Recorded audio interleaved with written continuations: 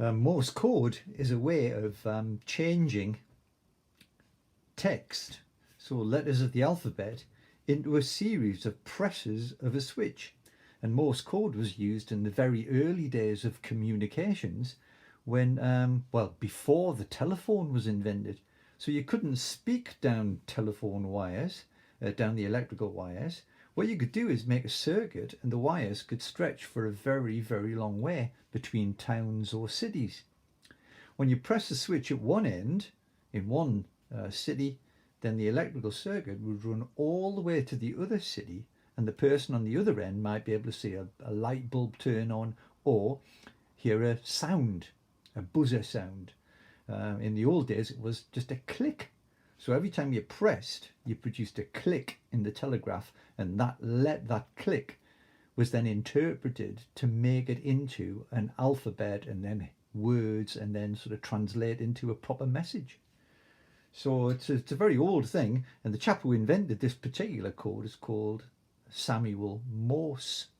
So it's an American code produced a long time ago. Perhaps you could research when did he invent the code to be used in the telegraph system. So it works a bit like this. There's our buzzer circuit, so every time we press, we'll make a bleep, and the Morse code for letter A is a dot and a dash. Well, all we've got is a bleep.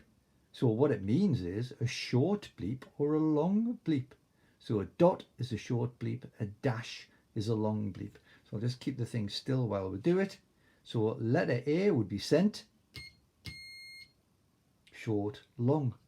So letter A, the person at the other end would then write down, oh yeah, that was a short and a long, that's a dot and a dash. And then next letter, what might that be? What message could we have? Well, why not think of a simple message to send, then write the Morse code beside it. So if your message might be something like any don't know why you would send this message. Any onions for sale. Now we need to translate the message you want to send into Morse code. So we simply look along the list. N, oh, that's the reverse of the previous one, look. Then Y, dash, dot, dot, dash, dot, dash, dash. Then a space, so we would just leave a gap in the transmission and then go for letter O. Well, O is an easy one to remember because of a very famous message, which was the SOS. Dot, dot, dot, dash, dash, dash, dot, dot, dot, repeated. I wonder if you know what that message was supposed to have meant. It's only 3 letters, but each letter stood for a particular word, and it's got something to do with the famous ship which sank. Okay, so you get the idea. You simply construct your message, then translate it into Morse code, and then use your circuit to send the message. You can even invent your very own codes which nobody else would understand. I mean, this is Samuel Morse's code, the Morse code. You can invent if you were called Jones, you could invent the Jones code, which would be different from this. In fact, that's how secret messages were sent. So let's look at any, A-N-Y. So that would be dot dash, then dash dot, then dash dot dash dash. So that's that first word sent. In the Second World War, operators were trained to do Morse code so quickly that it was just unbelievable.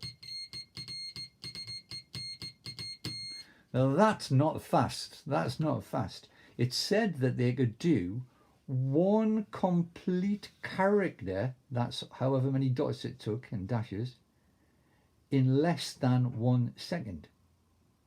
If you think about that, 0, 1, there's a second gone. And in that time, you would have had a letter sent, a single letter. So this message would have taken 1, 2, 3, 4, 5, 6, 7, 8, 9, less than 9 seconds to send that, which is really fast. The person on the other end would have to have the pencil ready to write it down really quickly. But of course, they wouldn't write the letters down. They might write the dots down, but then when they got used to it, they didn't even need to write the dots and dashes down. They would write the letters down directly. So it just shows what you can learn. Fabulous. Have a go at Morse code. Send a few messages. Perhaps you might want to invent your own secret message code.